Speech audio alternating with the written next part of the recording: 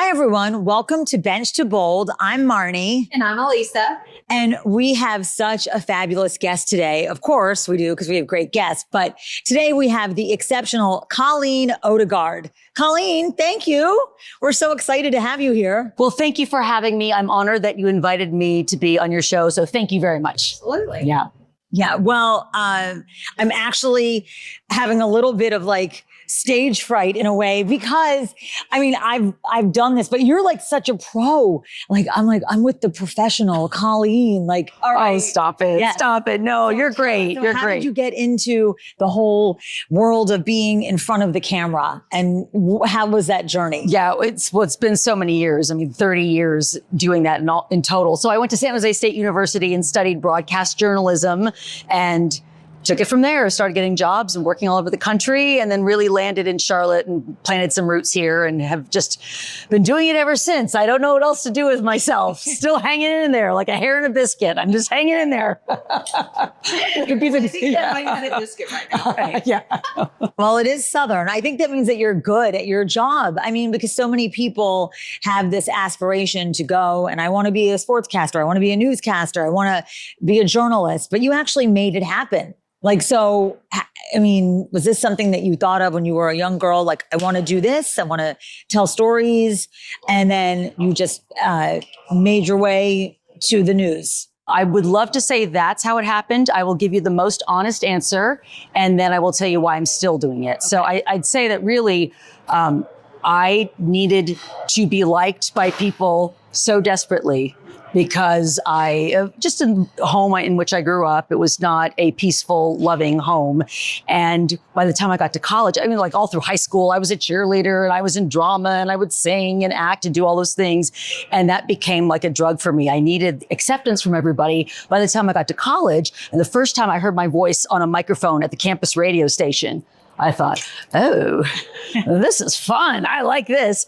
And that's why I got into broadcast journalism. I wish I could say it was for this noble reason of wanting to uncover the truth and tell stories, but it was a way for me to sort of have some kind of acceptance from the outside, which we know how that works out. And we'll probably talk about that more in just a moment. I will say that's not what's kept me here for all those years. It did change after I realized, well, that's a stupid reason to do this job. And it's not even real. Right. So, but you liked it. So I guess but you liked it. You enjoyed the whole process of it.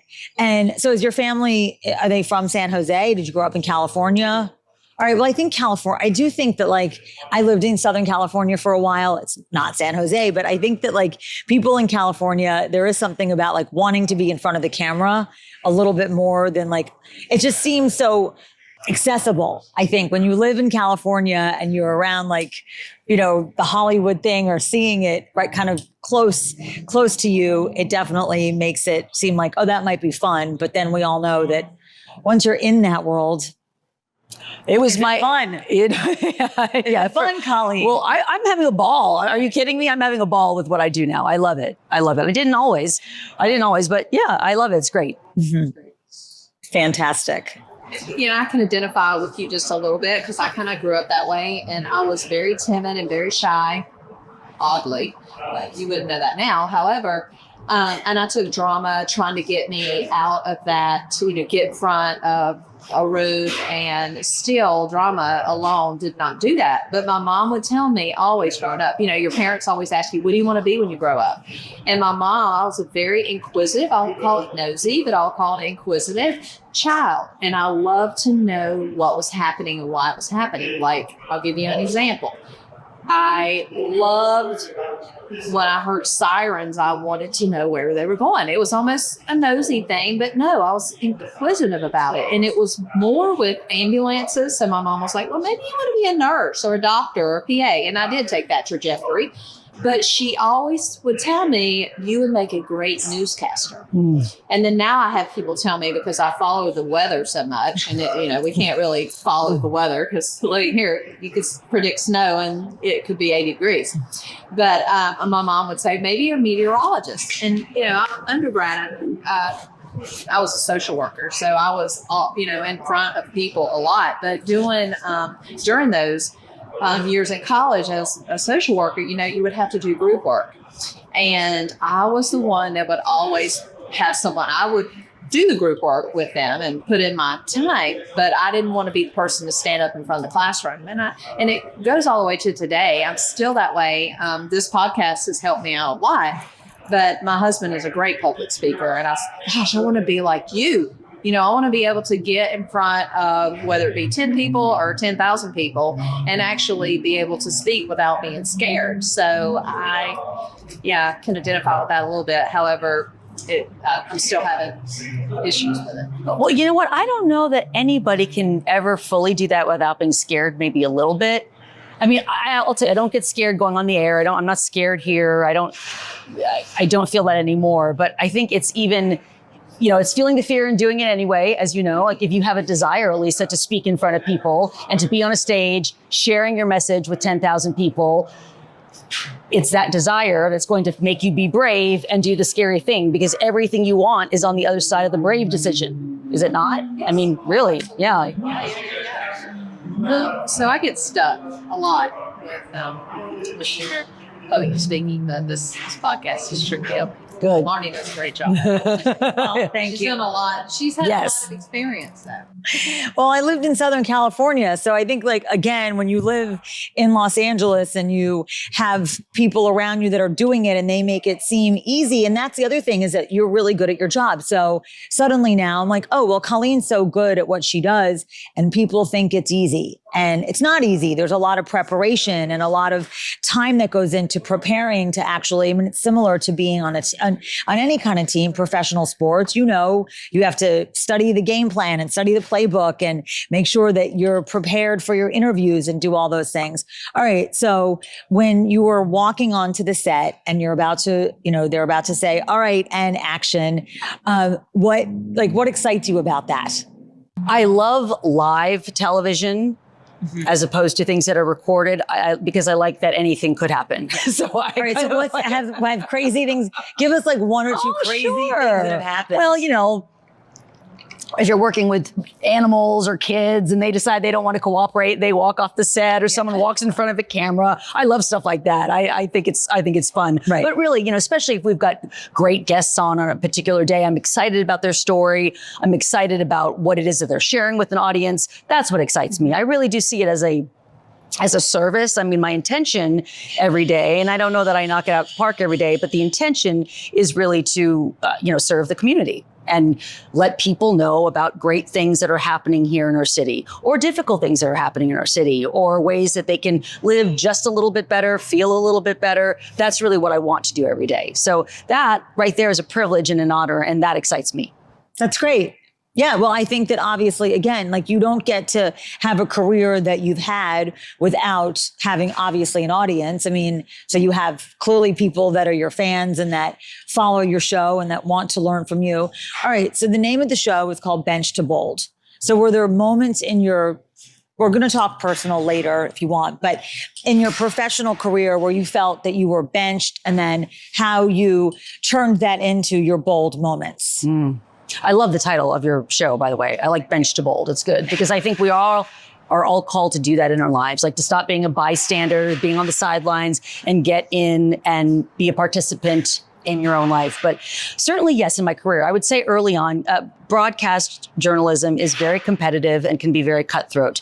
And when I started as a 21-year-old, 22-year-old, really just so in over my head, thought I was going to be fine, but it was scary, right? It was very intimidating.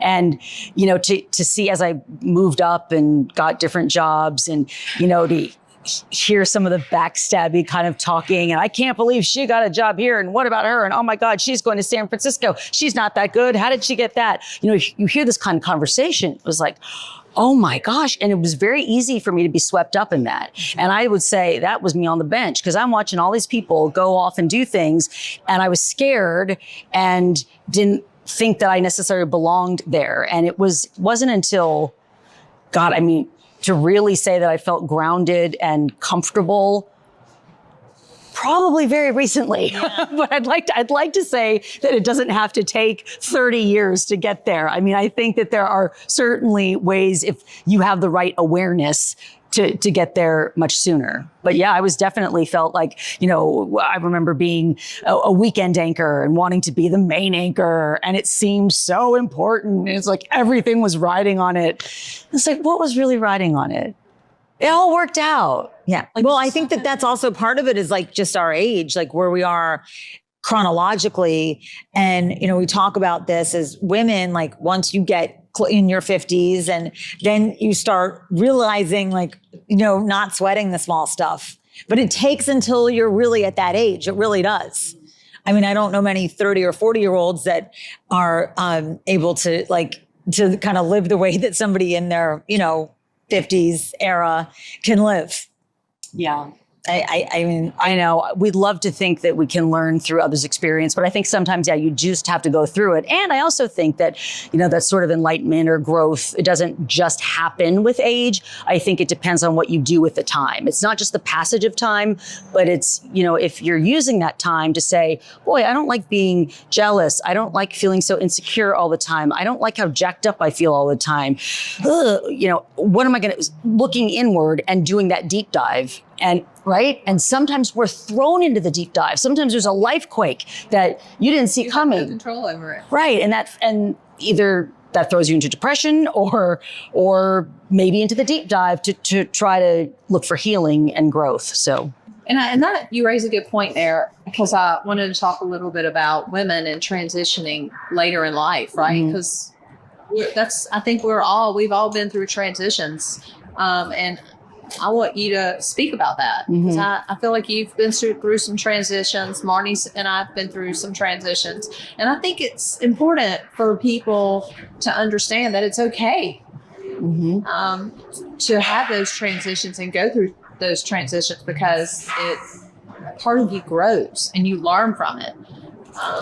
Not only is it okay, it's necessary, because like it or not, people don't like this, but everything's changing all the time. Yep. We like to think, oh, I'm going to get married and I have this house and, and have these kids and this is what's going to happen. And the kids are going to do this and they're going to go to these schools. And then I'm going to do this and this is how it's going to be. And we think we have it all figured out. And then we're going to retire over here and buy the beach house or whatever you think it is, right? You've got it all laid out. Good luck with that, right? How many times and we hear that and we think, yeah, but that doesn't apply to me. It is fairy tale. So everything is changing all the time. The brand new car you drive today will someday be in an auto yard someplace, right? Things are always changing, as are we. So that's why I think transitions are not only, we can't avoid them. We can't avoid them. But I think, maybe you're speaking to what feels so scary in a time of transition, whether it's something you want or was thrust upon you because of an illness, a divorce, whatever the case might be, a bankruptcy, a firing, a new job, infertility, whatever the thing is. And now maybe you're in this transitional period. But what I like to help people with is creating the inner conditions that you've got what it takes to withstand whatever it is. And we don't always believe that if we are faced with something difficult. I know that when I got a divorce, I was not expecting it. After 23 years, my husband said to me, I don't want to be married anymore. And hand to God, I am not lying to you, I didn't think I'd survive it. This was not my plan, and I didn't see it coming. And I clung to my family unit so much. It wasn't even so much about him. It was that I didn't want my kids to have divorced parents. And, I just didn't want that for my family. And I didn't see myself as a divorced person, whatever that means. And it's not like I judge other people for it. I just didn't think that was going to be my experience. So that was a transition. I had to figure out, what does it look like to, be caring for my children's every single need and worried about every aspect of their lives. Now they go off to college and now my husband's gone and I'm by myself. Like that was messed up. Like those were dark days. That did not, and I did. But it was rough. I mean, I'm not going to lie. It was bumpy. So what did you do though because I think that a lot of people experience those same things. So how did you, and you're in the public eye and people are looking at you to have it all together. And so what did you do? Yeah, after I had my pity party, and it lasted the better part of a year, probably. I mean, it went on for a long time. Not so bad. Maybe a little longer. I don't know. Right. I can't remember. It's kind of foggy now, but menopause brain and all, foggy brain. I relied on my friends. I doubled down on therapy. I listened to a lot of Dharma talks. I meditated and prayed and breathed and walked and spent time in nature. That is what I did. And I know that might sound hokey or simplistic. It's of course much more involved than that, but I really had to learn how to tolerate my feelings. I mean, I was in so much pain. I just needed to be anesthetized to it. So the next thing you know, I'm drinking 3 glasses of wine. Now it's the whole bottle. Like, what the hell am I doing? Don't drink a bottle of wine in one sitting. What are you doing? And knowing that I can't keep going this way, that's not going to work. So I had to learn how to not shop my way out of it, eat my way out of it, drink my way out of it, flirt my way out of it, whatever. I feel sad today. I am lonely. What does that feel like? Oh, it feels like a tightness in my chest. It feels like a pain in my heart. Oh God. And then remembering these are feelings. They're like weather clouds. They come, they go, they're transient, right? Think about a time when you were so angry at someone, right? You were so pissed off. You can almost bring it back up. But then you think but today you don't feel that, right? In this moment, you don't feel it because our feelings are always changing. But I think you have to really feel it, right? You have to allow yourself, because I went to counseling after I got divorced myself, and, to try to learn how to do things differently, right? The next time, if there was going to be a next time. And I would always tell myself, hell no, I'm staying single. I'm going to have a dog. Do me, my career was like number one, first and foremost. But I had to she taught me how to really accept it and just stay in the moment and feel it. Yeah. I did a lot of running. I did a lot of running. That was my soul searching, was running. Yeah, physical activity is very helpful when you're feeling some sort of way. You talk about really accepting it. In many Buddhist circles, they call that radical acceptance, where you have to just this is what's going on. This is what is happening. And people think it's resignation, that you're saying it's okay, or it's just knowing this is the way things are. My husband left. He's allowed to leave. He doesn't have to love me anymore if he doesn't. He doesn't, right? No, there's no. A lot of it, I think, is control, right? We think we can control. That's what I had to learn. Is I try, and it stems from childhood of why I try to control situations. And that's what I had to let go of. And my husband's real good at that as well, because he had control issues early in his life from some things that happened in his childhood. And he had to learn to let go of control. And when you do that, because those people and those things have power over you. But when you let go, it's free. And you learn the only person I could control is me. Yeah, and what it looks like practically speaking when you do that. I know it's painful. It's very hard, but there is freedom on the other side of that. I mean, I used to be. As you're saying that, Alisa, it makes me think about parents with kids in particular. Like, we can be very controlling with our children. Or why are you wearing that? You got to go to this school. You got to do. Why aren't you? I'm mad at my son because he didn't finish college, and I think he should. And for the longest time, we were fighting about it. And I brought it up every time I saw him or every time I spoke to him. What do you think that did for our relationship? Do you think that's a son who wants to come hang out with his mom? No. When I realized, okay, you know what? This is his path. This is his decision. It's not my business, really. I mean, he's 23 years old. It's not my business.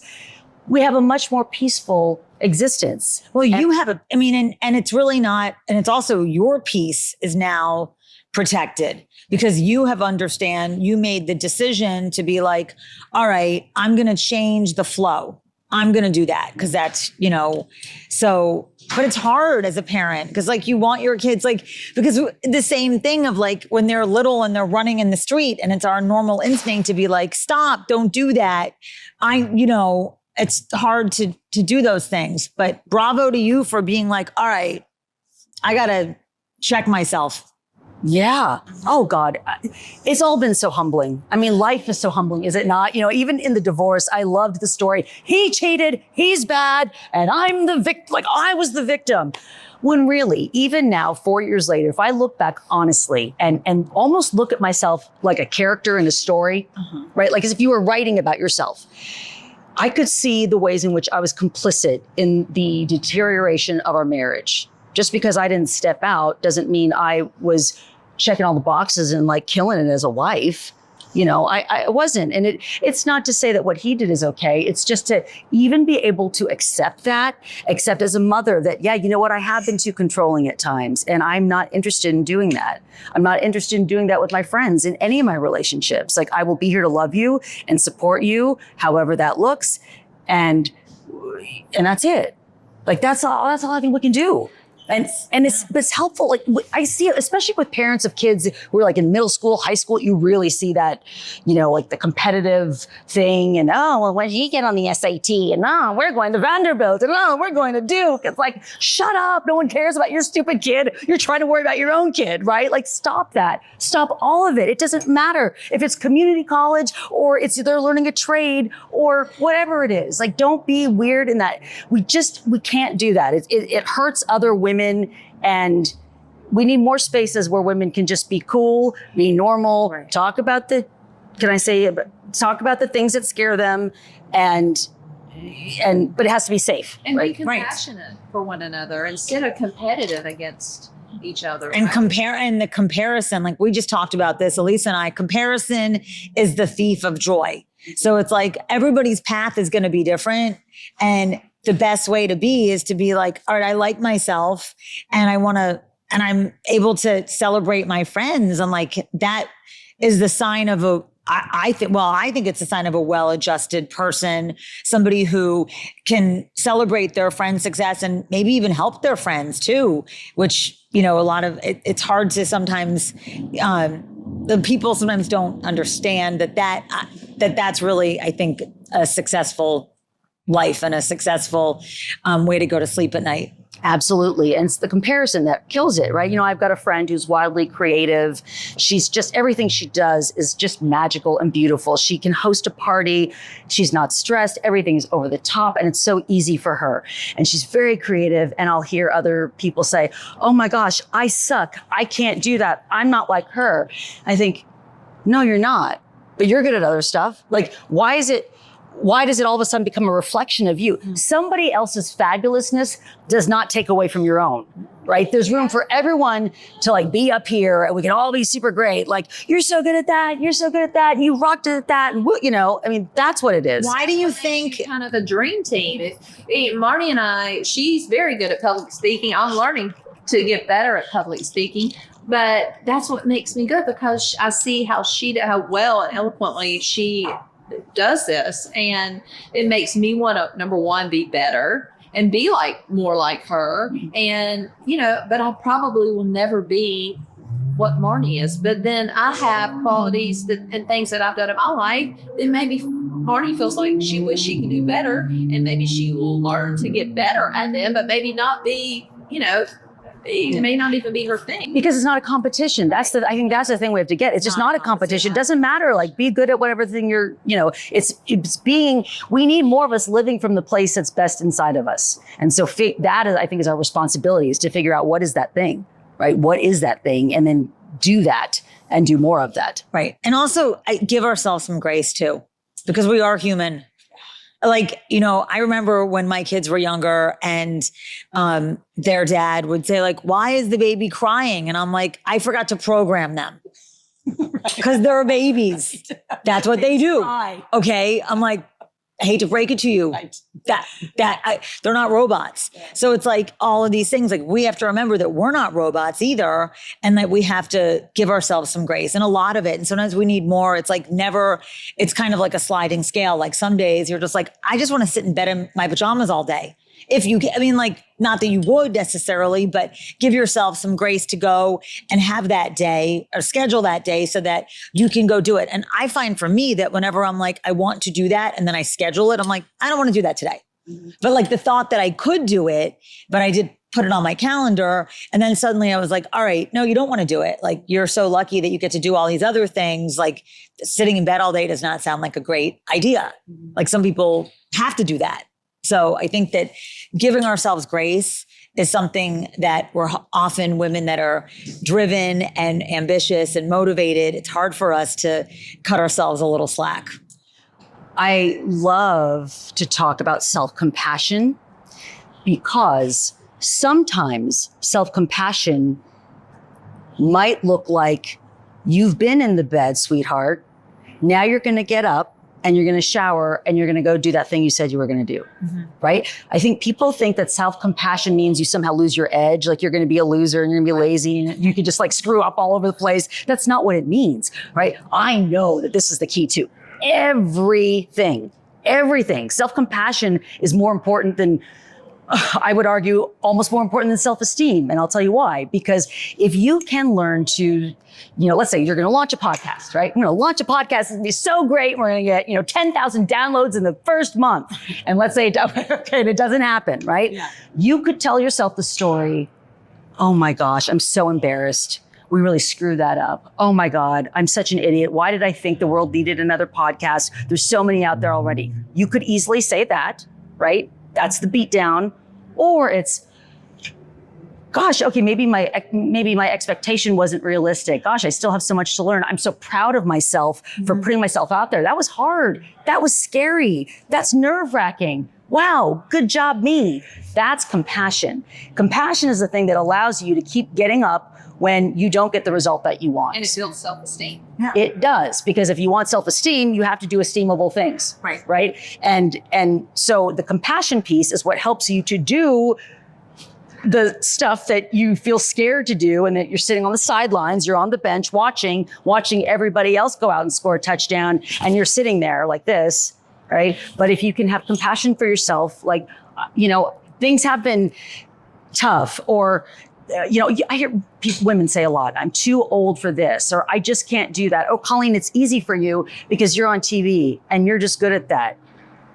Like, that's a cop-out on other people's part. Like, yeah, I have freaking battles all the time, right? I still, but you still do it. I mean, whatever it is. Yeah. You have no choice. It's like, no. You're providing for yourself emotionally and financially and physically. Like, these are the things that you have to go do. And then you do that. And then you're like, all right, I'm pretty cool. Yeah, right? Exactly. And then you feel good. Yes. And then you feel good about yourself. Like, look what I just did. Right. Oh my gosh, that's so awesome. I bought this condo just at the end of 2025. And I'd never purchased a property by myself. Right. It's in my name only. And it's little and cute as can be. And it's decorated girly and a total reflection of my personality. And I freaking love it. Was that scary? Did I think I couldn't do it? Absolutely. And you know what? I did. And bravo for you. So when my grandfather owned the Philadelphia Eagles, he sold them in 1986. And my mom was a lawyer and working for my grandfather, but she was not expecting a career change at that point. She thought she was just going to stay with the team and whatever. He sold the team. And we had this very fancy, very, very, very fancy apartment in Philadelphia. And my senior year in high school, the team was sold, and I was going to college, and my mom sold our really lovely apartment. Okay. And I was very upset about that because my ego was already and then she bought a very tiny 2-bedroom condo. Okay. Not even in the best area. I mean, it was fine. And I was like, oh my gosh. I'm like, and I said, Mom, why did you do that? And she's like, it doesn't make sense now, but you will thank me later. She was like, I have to figure out what I'm doing in the next, 20 years of my life, or 30 years or whatever it was. It's 86, and your grandfather, sold the business, and I'm making adjustments. And she's like, and I know it seems ridiculous right now, but you have to just trust me. And now as an adult, I look back on that and I'm like, Yeah. Mm-hmm. Isn't it funny how you mentioned it was your ego, right? It was My your ego was oh tied my God, to my ego that what are senior year was literally You destroyed. start thinking, what are my friends going to think? You know? We no longer own the team. And now we live in a 2-bedroom condo across from Laura Marion High School. Our fancy apartment was gone. I was like, they're going to think we're poor. They're going to think whatever. I mean, maybe we were. I don't even know. I didn't even know. I was 18. How the heck would I know what we were? My grandfather would always say, it's not my money. You didn't earn it. Don't spend it. So, I mean, maybe we were. I don't know. But it was the ego. And I'm grateful though that I had to kind of deal with all that like suffocating ego stuff when I was a teenager, because it really did set me up for success as an adult. Because my ego was kind of like, after that, if I could live with that, I could pretty much not give an shit about much else. right. It's funny how we all at that age get caught up in material things. Even to this day, a lot of people get caught up in material things. Oh, of course they do. Oh, yeah. I mean, present day women our age, absolutely. Absolutely. And that's, and it's always remembering that you are more than your zip code. You are not defined by your job. You are What not car the, you drive. no, like it Right. doesn't even matter. It doesn't even matter. That's what matters, right? Is having your health. Because if you don't have your health, it doesn't matter how big your house is or how small it is or what kind of car you drive or what kind of job you have, whether you're a lawyer or a blue collar. If you don't have your health, then you can't actually do what it takes to, have those things. Then what good are they? But I think I did it more, as Marnie said, as a young adult. Growing up, I was so embarrassed of the car my mom drove. She would drop me off at the skating rink, and I was so afraid that my friends were going to see me get dropped off in, a Ford LTV, lime green, but that's all we can afford.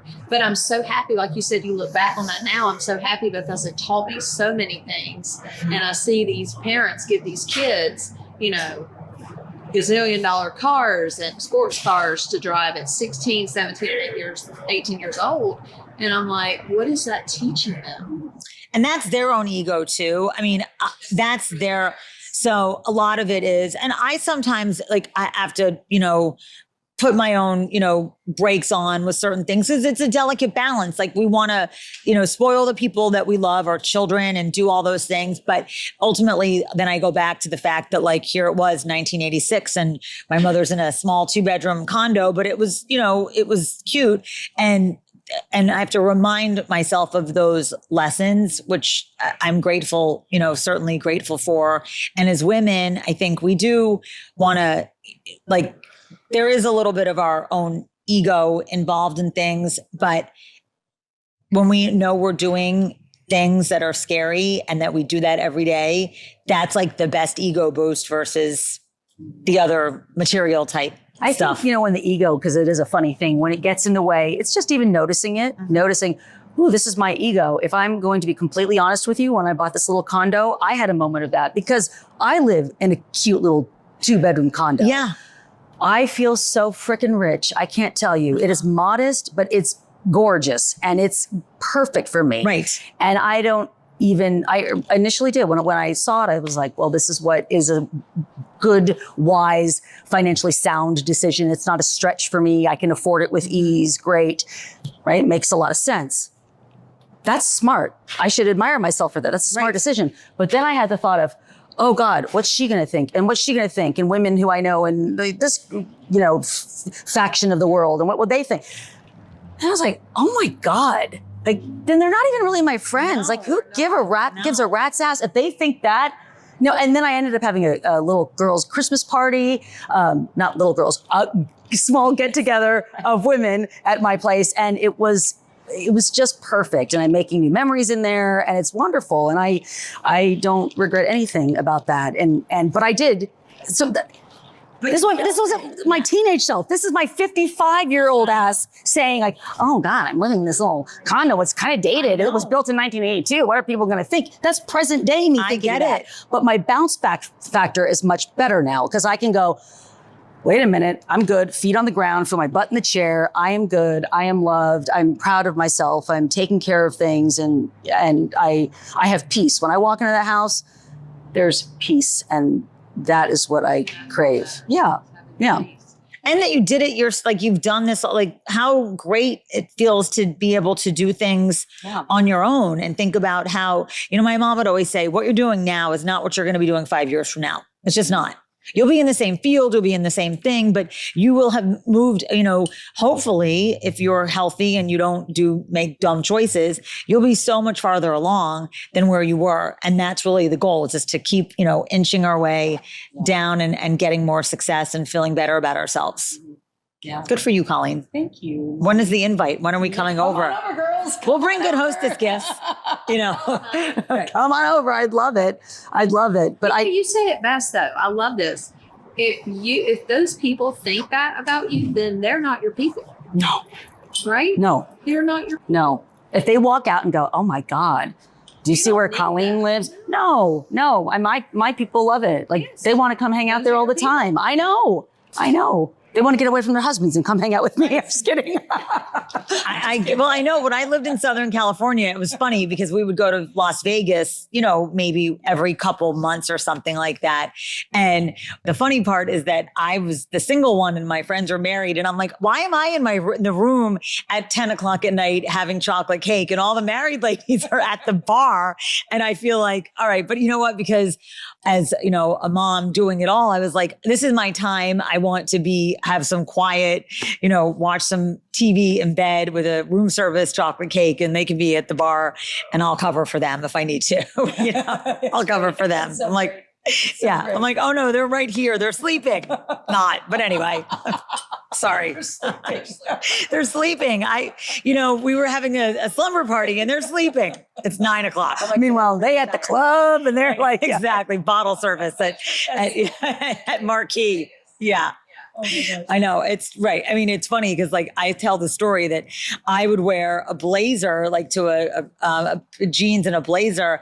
And in Vegas, if you wear jeans and a blazer into a nightclub, everybody thinks you work there. Okay. So I was like, because my blazer is appropriate length or whatever. I think I should just go take my jeans off. Pants off, let that be your dress. It'll still be longer. Yeah. But everybody, I was like, no, I don't know where the bathroom is. Ma'am, do you know where no, I don't. Where do I get a drink? I don't work here. Amazing. I'm just wearing a blazer. Sorry. With a lot of That's amazing. Right, exactly. No, I don't know how to get cash. I don't know where the exit is. I don't work here, but my friends are having a good time. So I'm chaperoning them. That's what in my blazer and jeans. Yeah. So I look official. Oh my gosh, that's amazing. That's great.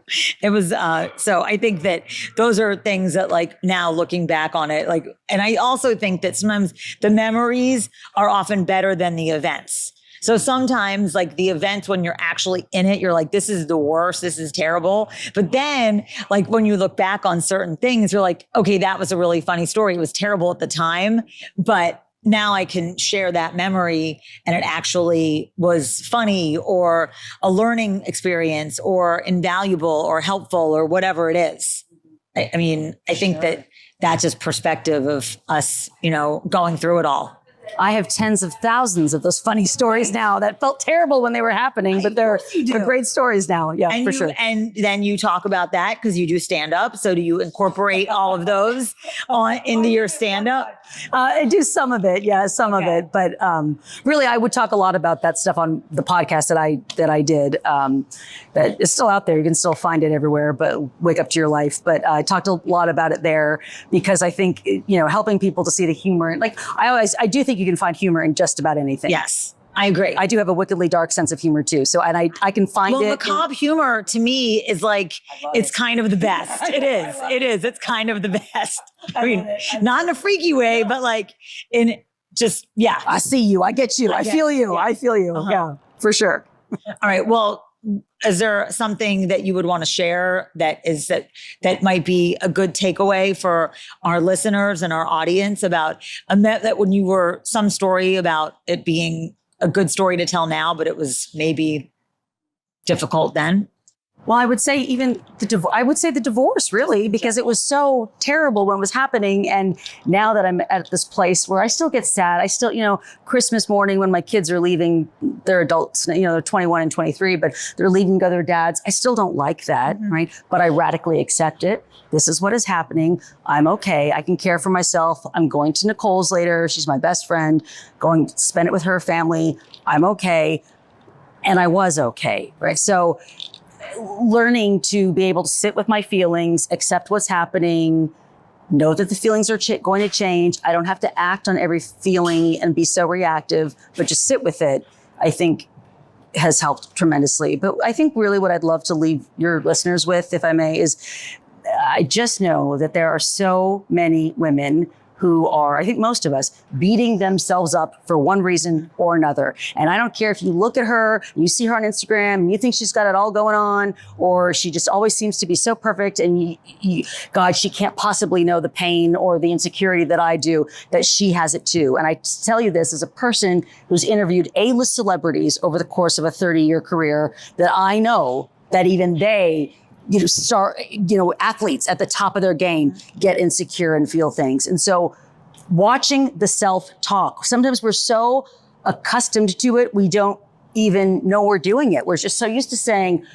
oh my God, I ate so much. I'm so fat. I'm such a pig. Or I used to be able to do 20 push-ups. Now I can only do 5. Oh God, I'm so weak. I'm such a loser. We say things like this out loud.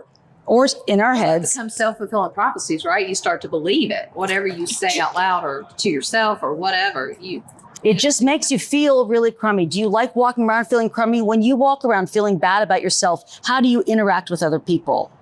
Not as great as you do when you're full of excitement and joy and hope and love and all of that, which is what, to have a kumbaya moment. I think that's how we change the world, right? You see all this crap that's going on in our world and the division that we have. If everybody could tend to their own hearts, give themselves a good dose of self-compassion, they can give that to other people too. Tend the part of the garden you can reach. Be kind to yourself, the people around you, and your sphere of influence. And you might be saying, I don't have a sphere of influence. Yes, you do. You live in a neighborhood. You go to a job. You stand with the other moms at the bus stop. That's your sphere of influence. Start there. Do that. Do that. I always find that for me, whenever I'm feeling a little out of sorts, that the best way for me to reset myself is to go do something for someone else. Charity work. Yes. Because it immediately takes me out of my whatever it is. And thankfully, I'm very fortunate and I've had a really, I've been able to lead a very blessed life, but I'm still human. Sometimes I'm like, yeah. Sure. And when I feel that way, it's like knowing that I go and do something for somebody else and it always ends up making me feel better than it always ends up doing something to help someone else. It seems like it's for them, but it's really for us. Being altruistic, there is something that one gets from doing that. So in a way, you could say it's taking care of you too. Right. Because it does make you feel better and gets you out of your head of we didn't get that interview for the podcast. Damn it, I worked really hard on that. And I thought, be irritated or whatever. And then you go bring cookies to your neighbor or something. I mean, it can be a little thing. It doesn't have to be a big to-do, right? The harder we make stuff, then we're not going to do it. But if you just go out of your way to do something kind for somebody, that's cool. Try that, right? I agree. Yeah. Completely. Yeah. That's a great way to end the show. Do something for other people and you'll feel a lot better for sure. It's true. It's true. Thank you, Colleen. Thank you, girl. Thank you so much. Thank you for being so open and taking time out of your business. Cross-legged. Taking your shoes off. I was about to, but I have my stupid heels on from work. I have my TV costume on right now, so I didn't get a chance to change. I love it. I really appreciate the openness and you just letting us know. Thank you. Thank you. Yes, thank you. It was great. All right, so thank you everyone for another great episode of Bench to Bold. I'm Marnie. And I'm Alisa. And thank you, Colleen. See everyone soon. Thank you.